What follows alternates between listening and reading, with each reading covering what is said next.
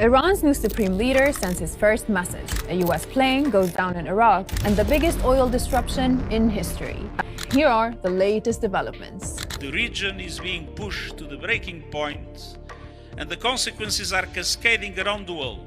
Iran's new supreme leader, Ayatollah Mujtaba Khamenei, has issued his first statement and is calling for revenge. But he didn't appear in person, and the message was read out on state television. Take a listen. این اطمینان را به همگان می‌دهم که ما از انتقام خون شهداء شما صرف نظر نخواهیم کرد که توسط دشمن شهید می‌شود خود موضوع مستقلی برای پرونده انتقام است. Khamenei went on to urge Gulf neighbors to close US bases. He said the Strait of Hormuz would remain closed and that Iran will respond proportionally to every attack. Unsurprisingly, it was a message of defiance, with no sign Iran would back down. On the ground, Israeli and US strikes were more intense than ever, with an increasing death toll.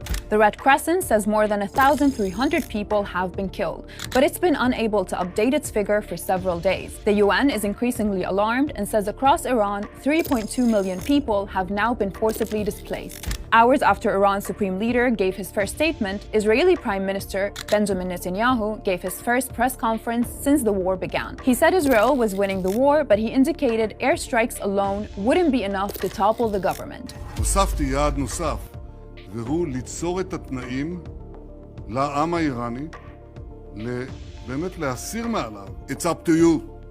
זה תלוי בכם. As he spoke, sirens sounded over major Israeli cities, with more reports of destruction.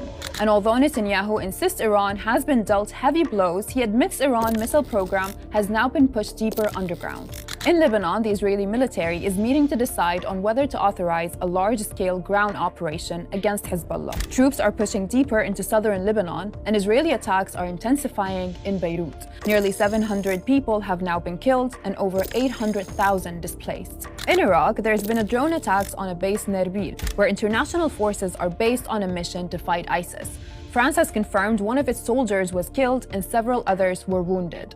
That happened hours after an Iranian-backed group said it shot down a US refueling plane in western Iraq, although the US denies it was shot down and says another plane was involved. In the Gulf, Kuwait, the UAE, Saudi Arabia, Bahrain, and Qatar have all reported more Iranian attacks. There's been further strikes on vessels around the Strait of Hormuz, and Iraq has announced the closure of oil ports following attacks off its coast a day earlier. There have now been 16 reported attacks on shipping in the Gulf and Strait of Hormuz since the war began. Those developments have sent the prices of oil soaring by 9% in a single day to around $100 a barrel. The International